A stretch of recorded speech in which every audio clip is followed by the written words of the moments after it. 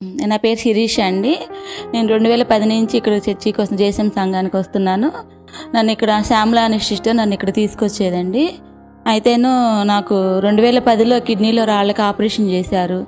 అప్పుడు తగ్గిపోయింది, 4 రాళ్ళు తీసేశారు. మళ్ళీ 9 నెలలు ఉన్నాక మళ్ళీ రాళ్ళు తయారవుతున్నాయి, మళ్ళీ నొప్పి ఎక్కువైపోతుంది, ఇంక నా వల్ల కావట్లేదని చెప్పేసి ఆసుపత్రికి వెళ్తే మళ్ళీ రాళ్ళు తయారవుతున్నాయమ్మా నీకు అనేసి అంటేనే నేను ఇంకా ఆపరేషన్ అయితే చేయించుకోలేను, ఇంకా నా వల్ల కాదని నేను ప్రేయర్ చేసుకున్నానండి.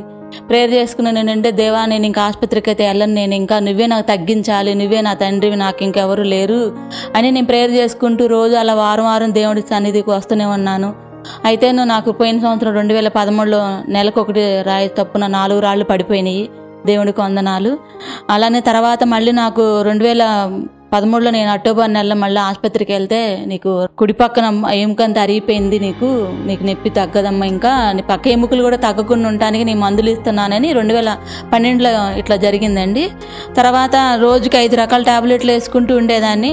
ఇంక మళ్ళీ దేవుడిని అడిగాను, ప్రభా నాయన ఒకటి పోతే ఒకటి ఏంటి నాయన, నాకు ఈ సమస్యల నుంచి విడుదల చేయి ప్రభా నాయన అని చెప్పేసి అనుకొని 2013లో నేను బాప్టిజం తీసుకున్నాను.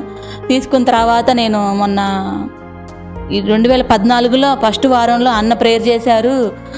నడువు నొప్పులు, మోకాల నొప్పులు, ఎక్కడెక్కడైతే ఏ బాధలు ఉన్నాయో ఆ బాధలన్నీ తగ్గిపోవాలని చెప్పేసి ప్రేయర్ చేశారు అన్న.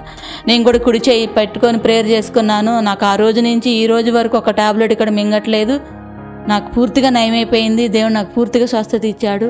టాబ్లెట్లు ఒక్కరోజు కూడా వేసుకోకపోయినా సరే విపరీతమైన నొప్పి, ఇంకా లెగవలేను, వంగలేను, చాలా ఇబ్బంది అయిపోయేది. చర్చికి రావాలన్నా కూడా ఏడ్చుకుంటూ వచ్చేదాన్ని. తర్వాత నేను ఇప్పుడు టాబ్లెట్లు మానేసేసాను. వారం నుంచి నేను హ్యాపీగా సంతోషంగా ఉన్నాను.